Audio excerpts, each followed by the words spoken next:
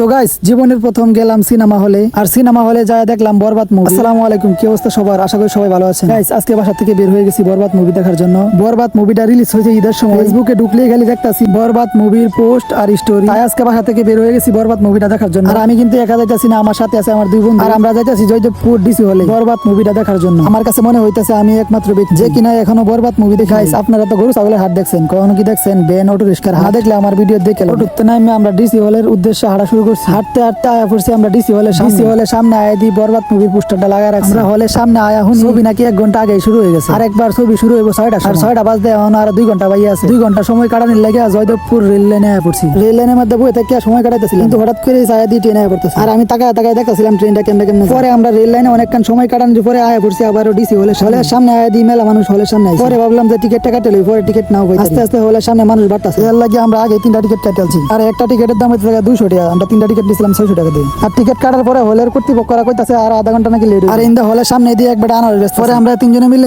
আনারস খাইলাম। আনারস খাইতে খাইতে দিয়ে সবাই মিলে সিরিয়াল ধর। পরে হেরার দেয়া দিয়ে আমরাও টিকিট লইয়া সিরিয়াল ধরে খাড়াই রইছি। প্রথম যখন আমরা সিরিয়াল ধরছিলাম তখন মানুষ তেমন একটা আসেন না, আর অন্য দিন মানুষ কেমন হইছে। আস্তে আস্তে খালি লোক সংখ্যা বাড়তেই আছে। আর যেন বেশি মানুষ না ঝামেলা হইতো না, এটা তো হইতে পারে। এর মধ্যে কইতে না ঝামেলা একটা লাগি এরা সিরিয়াল ছাড়াই ঢুকবার চাইতেছে, আর আমরা সিরিয়াল ধরে না খাড়াই রইছি। তো এইতে লই ঝামেলাটা হইতাছে। পরে এইতে ঝামেলা ঠেলে মিলে ঢুকে পড়ছি হলের ভিতরে ঢুকিয়ে দিই তো সবকিছু অন্ধকার। এই অন্ধকারের মধ্যে যাই আমরা সিটি খুঁজতেছিলাম, আমরা যে সিটে বই। আর এই হলের সব সিটি কেমন জানি ভাঙ্গা। পরে আমি হলে এক বাইরে গেলাম, কেউ ভাই সিট কি সব ভাঙ্গা নাকি? পরে এই ভাই কইতাছে সিট ভাঙ্গা না, সিটের ডিজাইন এরকম। আর ইন্দা আমি ভাঙ্গা সিট মনে করে ভালো সিট খুঁজতেছিলাম। আর ইন্দা হলো ছবি শুরু হওয়ার আগে মারামারি লাগিয়ে পড়ছে। আর ইন্দা কথান পরে ছবি শুরু হয়ে গেছে। ছবি শুরু হওয়ার পর এই দিয়ে প্রথমে বাংলাদেশের পতাকা দেয়। আর এইটা আমি ভিডিও করতেছিলাম। পরে হলের কর্তৃপক্ষরা কইতাছে ভিডিও করা নাকি নিষেধ। এর লাগিয়ে পরে হলের ভিতরে আর কোনো ভিডিও করতেছে। হলের তো বাইরে দিয়ে রাত বাজে 9:30। আর আমরা হলে ঢুকছিলাম 6টার সময়। আর ছবি শুরু হয়েছে 6:30টার সময়। প্রায় 2.5 ঘন্টা ছবিটা দেখলাম। আর এই ছবিটা দেখে একটা জিনিস বুঝতে পারলাম, কখনো কোনো মাইয়ার এমন থেকে ভালোবাসা দেবে। যাই হোক গাইস, ছবিটা কিন্তু ভালো। গাইস আজকের ভিডিওটা এই পর্যন্তই। ভালো লাগলে like comment share this video.